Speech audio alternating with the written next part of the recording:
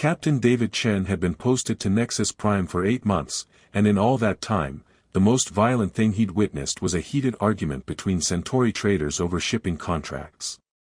So when he rounded the corner into the alien quarter of the spaceport and found himself looking at what was unmistakably a public execution in progress, his first reaction wasn't diplomatic protocol or careful observation, it was raw, instinctive horror.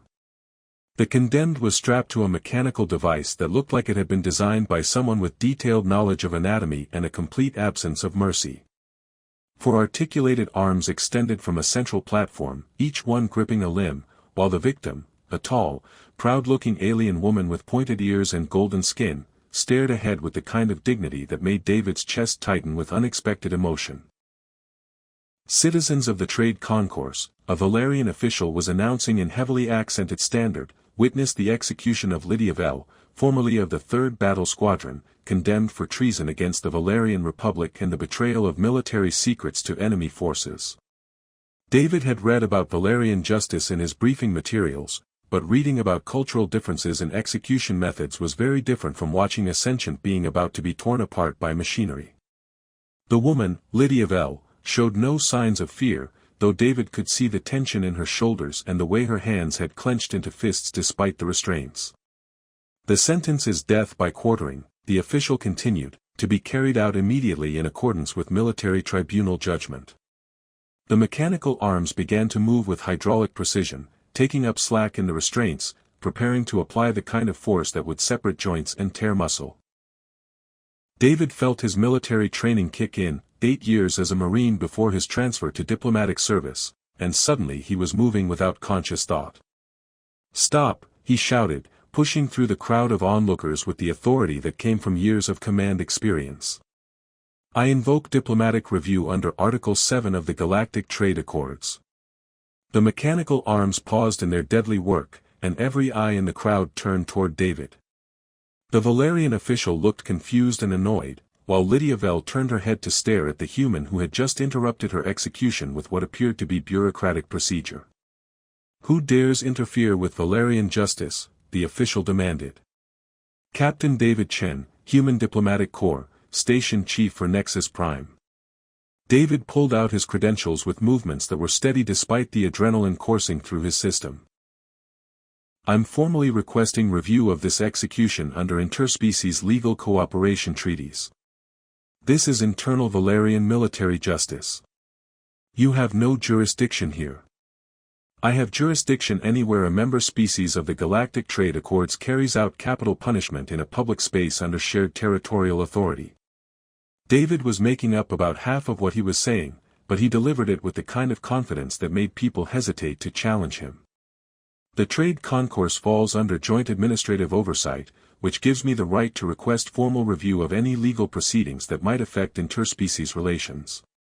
The official consulted a data tablet, clearly trying to determine whether the human was bluffing or actually citing legitimate legal precedent. David used the delay to get a closer look at Lydia-Vel, who was watching him with an expression that mixed surprise with something that might have been hope. "You are trying to save my life?" she asked, her English accented but clear. "I'm trying to make sure you get a fair hearing," David replied, though privately he was questioning the wisdom of intervening in alien legal proceedings based on nothing more than his gut reaction to witnessing an execution.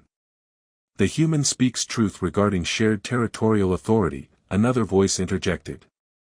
A Nexian administrator had appeared at the edge of the crowd, consulting their own data tablet with obvious reluctance. "Executions carried out in the Trade Concourse are subject to review if requested by any member species diplomatic representative." "This is highly irregular," the Valerian official protested. "So is conducting a military execution in a civilian trade facility," David countered. "If Valerian justice is legitimate and properly conducted, you shouldn't object to formal review." The crowd was growing larger, with representatives from dozens of species stopping to watch the unprecedented confrontation between human diplomatic authority and Valerian military justice.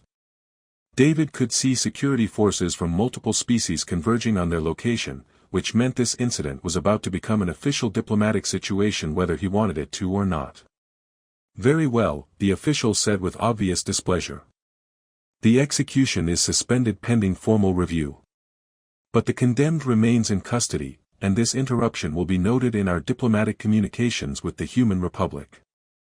Noted and acknowledged, David replied, feeling sweat gathering on his forehead as the full implications of what he'd just done began to sink in. As Valerian guards moved to transfer Lydia-Vel from the execution device to transport restraints, she managed to catch David's eye one more time. "Human," she said quietly, "you have done something today that will change both our lives. I hope you are prepared for the consequences." "What kind of consequences?" "The kind that come from saving the life of someone who can never forget such a debt." Before David could ask what she meant, the guards had moved her away, leaving him standing in a crowd of aliens who were all staring at the human diplomat who had just turned a routine execution into what promised to be a significant interspecies incident. Captain Chen, the Nexian administrator said, approaching with the careful steps of someone delivering unwelcome news, "You realize that by invoking diplomatic review, you have made yourself personally responsible for the legal proceedings that follow." "Responsible how?" "Responsible for ensuring that proper legal standards are maintained, that all parties receive fair representation, and that any errors in the original proceedings are properly addressed." The administrator consulted their tablet again. "You have also, according to Valerian law, assumed temporary custody of the accused pending resolution of the review process." David stared at them. "I've assumed custody. By preventing the execution and demanding review, you have effectively claimed responsibility for the prisoner under Valerian legal tradition. She is now your ward until the review is complete." As David watched Lydia-Vel disappear into the crowd of officials and security personnel, he realized that his instinctive act of mercy had just made him responsible for the life of an alien warrior who had been condemned for treason. He had no idea if she was actually guilty, no understanding of Valerian military justice, and no clue what assuming custody of a condemned alien might involve. But when he remembered the dignity with which she had faced death, and the gratitude in her eyes when he had intervened, David found himself thinking that some decisions were worth. Captain David Chen had been posted to Nexus Prime for 8 months, and in all that time, the most violent thing he'd witnessed was a heated argument between Centauri traders. David's first meeting with Lydia-Vel as her official custodian took place in the diplomatic wing's secure conference room, with enough monitoring equipment and security protocols to handle negotiations between hostile star nations. Instead, he found himself sitting across a table from an alien woman who looked more like a warrior poet than a convicted traitor. "Captain Chen," she said formally, inclining her head in what he recognized as a Valerian gesture of respect, "I must thank you for your intervention, though I fear you do not understand what you have undertaken." "I'm beginning to get that impression," David admitted. "Why don't you start by telling me what you were actually convicted of?" "Treason. Specifically, providing enemy forces with tactical information regarding Valerian fleet movements during the recent border conflicts with the hegemony." Her voice was steady, but David caught the flash of anger in her eyes. "Information I did not possess and could not have provided." "You're saying you were framed?" "I am saying that certain members of the Valerian High Command found my influence among younger officers problematic. My views on interspecies cooperation and diplomatic alternatives to military expansion made me a target for those who profit from perpetual conflict." David studied her face, looking for signs of deception and finding none. "What kind of evidence did they present at your trial?" "Fabricated communications logs, testimony from officers who were given a choice between implicating me or facing their own courts-martial, and circumstantial evidence that could be interpreted multiple ways." She leaned forward slightly, and David caught the scent of something like ozone and flowers. "The tribunal was predetermined, Captain Chen. They wanted me dead, and Valerian military justice provided a convenient method." "And you couldn't defend yourself?" "Valerian military trials prioritize efficiency over thorough investigation. Once the charges were filed by my commanding officers, conviction became a formality." Her expression softened slightly. "I had accepted my fate. Death with honor seemed preferable to a life spent trying to prove innocence that would never be acknowledged." "Well, now you don't have to die with honor or prove your innocence. Now you get to deal with human diplomatic procedures, which are slower but significantly less fatal. Something that might have been amusement flickered in her golden eyes. And what do these procedures involve? Full investigation of the charges, independent review of the evidence, cross-examination of witnesses, and determination of whether Valerian military justice was properly conducted according to their own legal standards. You would do this for someone you do not know? Someone whose guilt or innocence you cannot determine? David considered the question.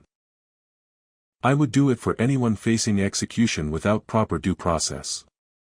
But if it helps, I'm fairly convinced you're telling the truth about being framed. How can you be certain? Because if you were actually guilty of treason, you would have tried to negotiate or make excuses. Innocent people tend to be angry about being falsely accused, while guilty people tend to be defensive about being caught. And I am angry. You're furious. Controlled, dignified fury, but fury nonetheless. You're not angry about facing consequences, you're angry about being betrayed by people you trusted. Lydia-Vel was quiet for a long moment, studying David with the kind of attention that made him feel like she was cataloging every detail of his appearance and behavior. Captain Chen, she said finally, there is something about Valerian culture that you must understand before we proceed further. Such as? By preventing my execution and assuming custody of my person, you have invoked ancient laws regarding life debts. According to our traditions, I am now bound to you until such time as I can properly repay the debt I owe for my life. David felt something cold settle in his stomach. Bound to me how? Bound to serve your interests, protect your welfare, and place your needs before my own until the debt is satisfied. She watched his face carefully as she spoke. You have become, in effect, my master according to Valerian law. I don't want to be anyone's master. Your wants are irrelevant to the legal and cultural obligations created by your actions. Whether you intended to claim a life debt or not, you have done so, and I am honor-bound to acknowledge it. And if I refuse to acknowledge it? Then you would dishonor both of us and create a situation that Valerian society would find unacceptable. She leaned back in her chair, but David could see the tension in her posture. I do not ask for your acceptance, Captain Chen. I inform you of the reality created by your compassionate impulse. David rubbed his temples, feeling a headache building as the complications of his good deed continued to multiply. Okay, let's say I accept this life debt situation for the sake of argument. What does that actually mean on a day-to-day basis? It means that I am responsible for your safety, your comfort, and the success of your endeavors.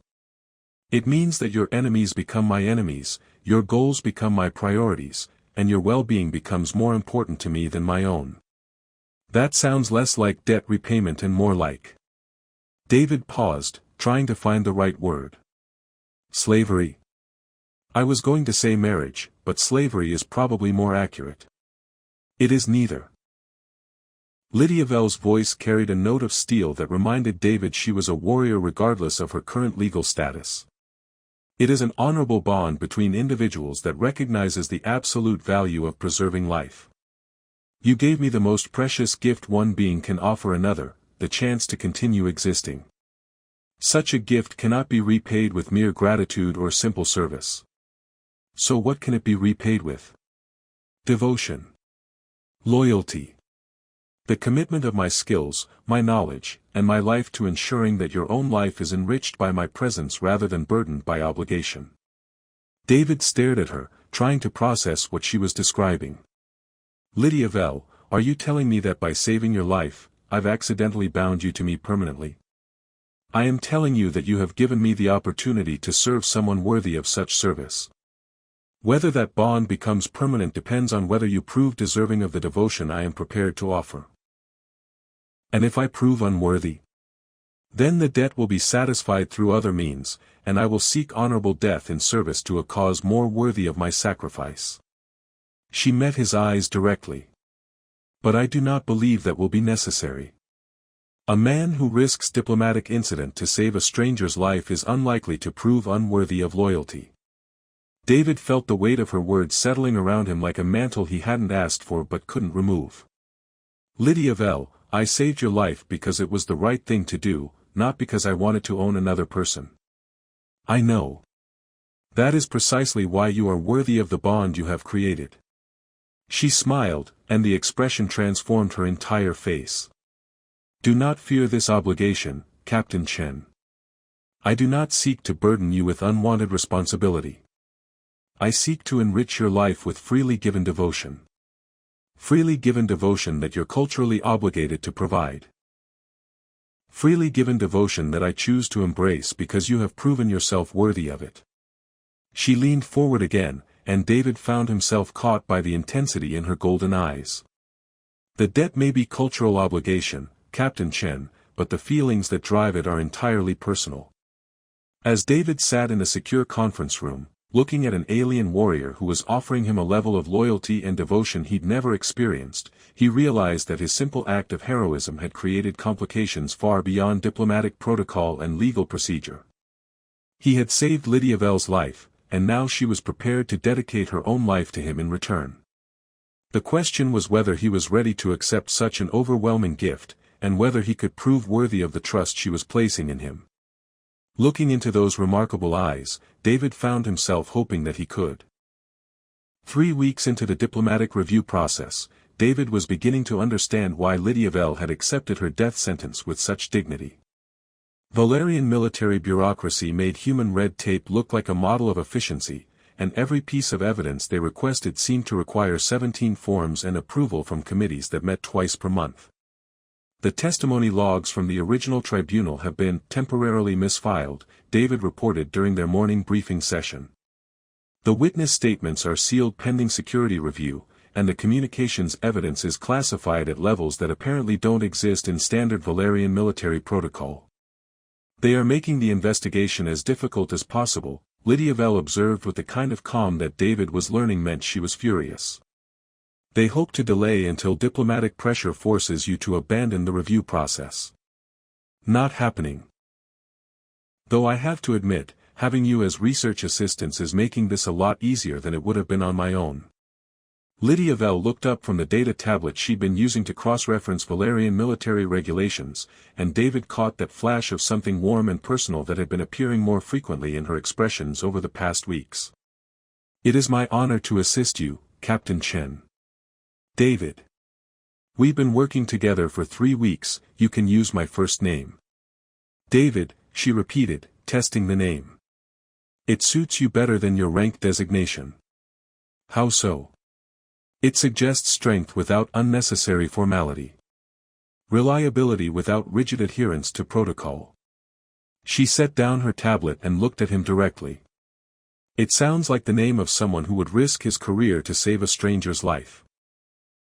David felt heat rise in his cheeks at the compliment, which was ridiculous given that he was a trained diplomat and she was technically his responsibility under Valerian law.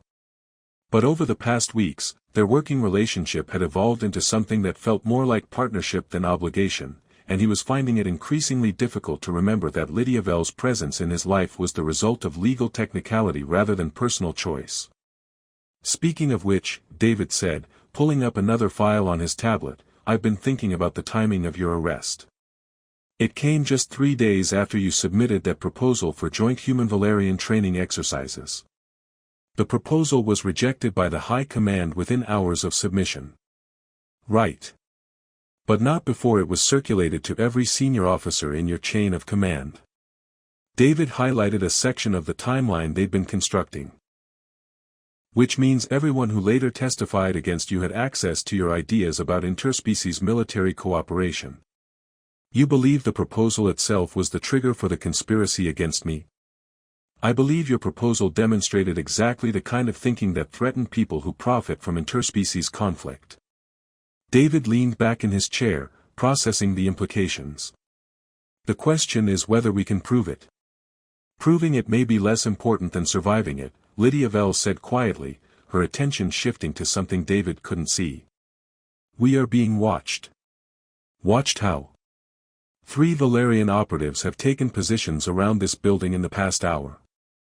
Their surveillance is professionally done but not invisible to someone trained in military reconnaissance. David felt adrenaline spike through his system. Are we in immediate danger? Probably not while we remain in the diplomatic compound. But the fact that they are here suggests that our investigation has made someone nervous enough to risk violating neutral territory. Or they're planning to make sure we don't leave the compound. Also possible. Lydia-Vel stood with fluid grace, and David was reminded that beneath her scholarly assistance and cultural explanations, she was a trained warrior with combat experience. David, there is something I must ask you. What? If this situation becomes violent, are you prepared to trust me with your safety?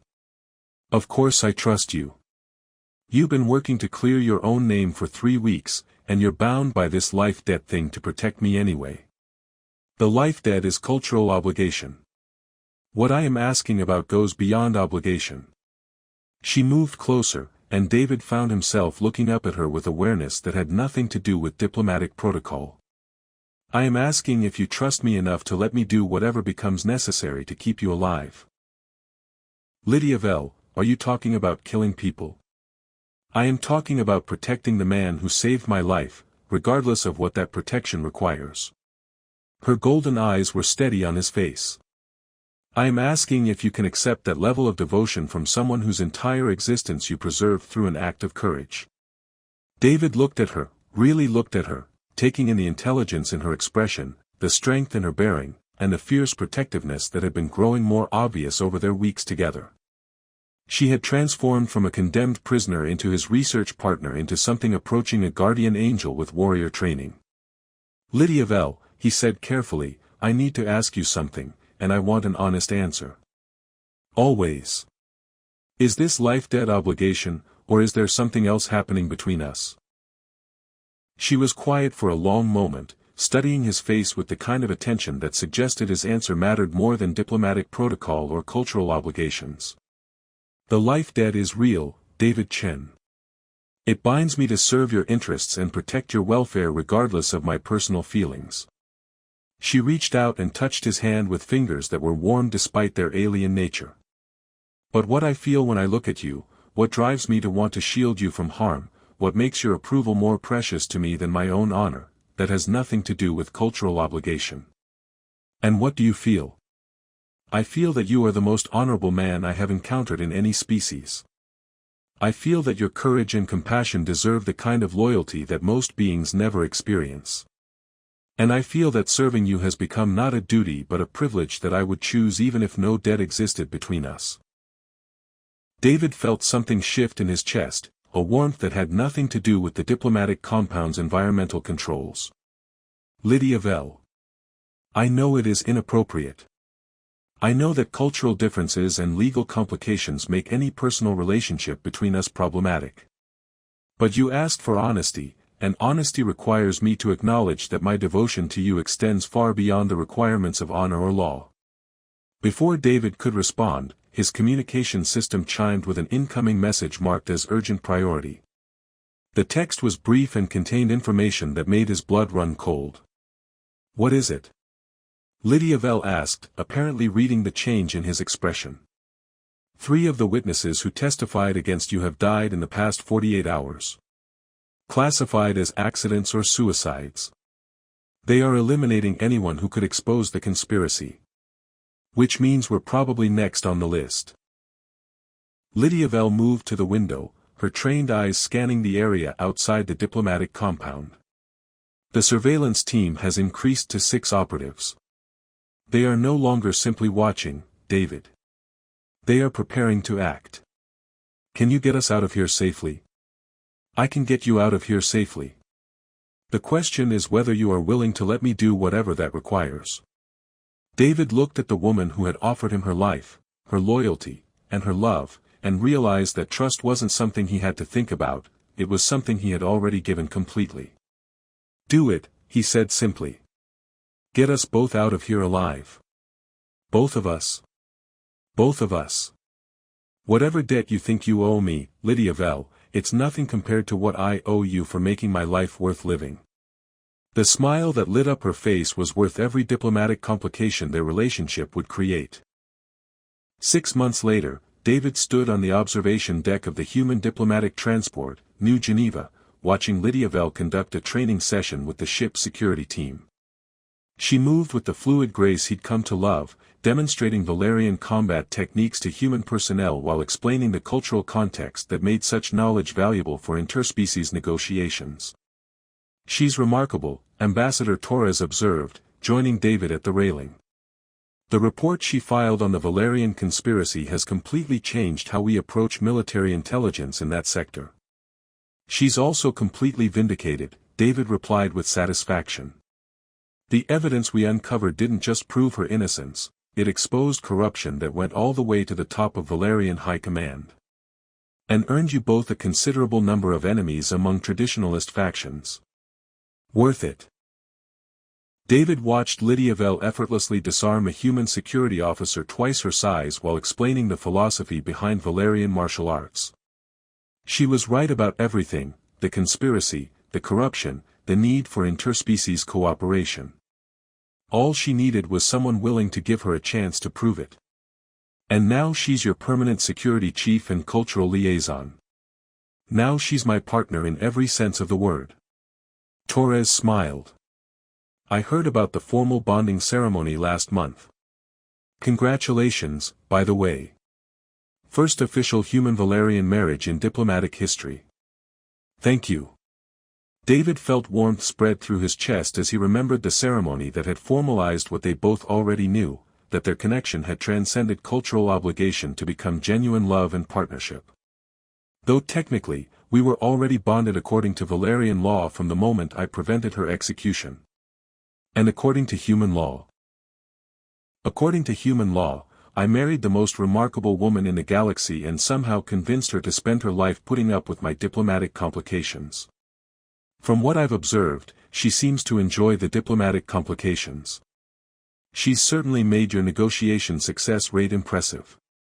David nodded, watching Lydia-Vel conclude the training session by leading the security team through a Valerian unity ritual that emphasized cooperation over competition. The sight of humans and aliens working together in perfect synchronization never failed to move him. "Ambassador," David said, "can I ask you something?" "Of course.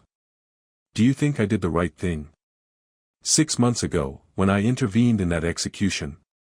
Torres considered the question seriously. "You saved an innocent woman's life, exposed a conspiracy that was destabilizing an entire sector, and created a partnership that's revolutionizing interspecies diplomacy. I'd say you did the right thing. Even though I had no way of knowing any of that at the time. Especially because you had no way of knowing. You acted on instinct and moral conviction, which turned out to be exactly what the situation required." Torres looked at David with something approaching respect. "Sometimes the right thing is also the brave thing, and sometimes courage is its own reward." As if summoned by their conversation, Lydia-Vel approached the observation deck, her training session complete and her attention focused entirely on David with the kind of devotion that still took his breath away. "How did the session go?" David asked, though her satisfied expression already provided the answer. "Excellent progress. The security team is beginning to understand that Valerian combat philosophy emphasizes protection over aggression, a concept that translates well to diplomatic security requirements." She moved to his side with the natural ease that had developed between them over months of partnership. "Though I believe they are still somewhat intimidated by having an alien instructor. Give them time. You intimidated me for the first few weeks too. I was never trying to intimidate you. I know. But you have to admit, devoted alien warrior bound by life debt, is a lot to process for someone whose previous relationship experience involved human women who complained about my work schedule." Lydia-Vel laughed, the sound that had become David's favorite music. "Your work schedule remains problematic, but I find I do not mind since I am included in most of your professional activities. Speaking of which," Torres interjected, "I have new assignment orders for both of you. The Colonial Council wants you to head up the new interspecies cultural integration program. Permanent posting, considerable resources, and authority to establish protocols for future human-alien diplomatic relationships." David felt excitement and nervousness in equal measure. "They want us to essentially create the rulebook for interspecies cooperation." They want you to create the rulebook based on the most successful human-alien partnership in diplomatic history. Torres handed David a data tablet containing the official assignment parameters. Congratulations. You're now the galaxy's leading experts on how to make interspecies relationships work. No pressure there, David said, though he was already scanning the assignment details with growing enthusiasm. Actually, Lydia-Vel said thoughtfully, I believe we are uniquely qualified for such work. Our relationship began with cultural misunderstanding, developed through shared challenges, and succeeded because we learned to value each other's strengths rather than focusing on our differences. Plus, we have first-hand experience with all the ways interspecies relationships can go wrong before they go right, David added. Life debt obligations, cultural conflicts, assassination attempts, diplomatic complications.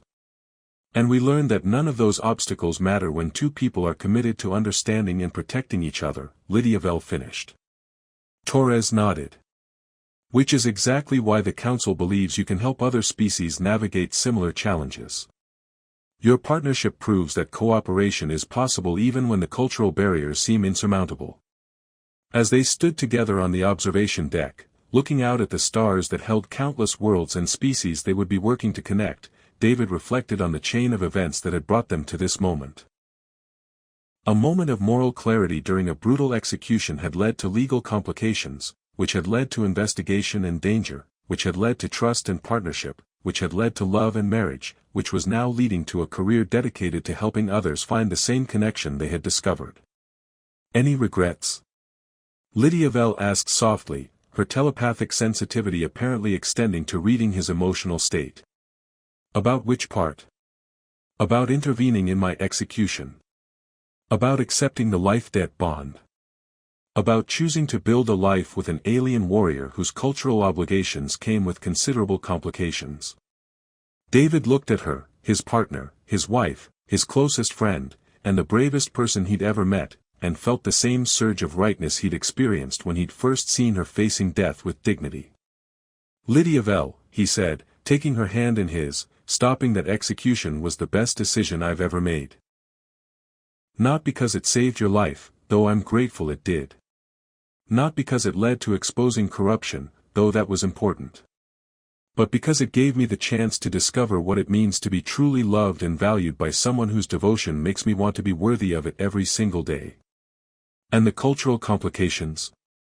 The cultural complications gave us a reason to work together long enough to realize that we didn't need cultural obligations to want to spend our lives together. He squeezed her hand gently. Your life debt taught me what real loyalty looks like. Your warrior training taught me what true strength means. And your love taught me what I'd been missing all my life without knowing it. Which was partnership with someone who sees protecting each other as a privilege rather than a duty. Lydia-Vel smiled, the expression that still made David feel like he'd discovered something precious beyond measure.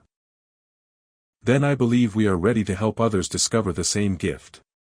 As their ship headed toward their new assignment, carrying them toward a future of helping other species bridge the gaps between their worlds, David realized that the reward for his moment of courage had indeed left him breathless, not just once, but every day since, as he continued to discover new depths to the love and loyalty of the remarkable woman whose life he had saved and who had, in return, transformed his own life into something richer and more meaningful than he had ever imagined possible. The best rewards, he had learned, weren't given once, they were lived every day, in the form of a partnership that made both their lives infinitely better than either could have achieved alone.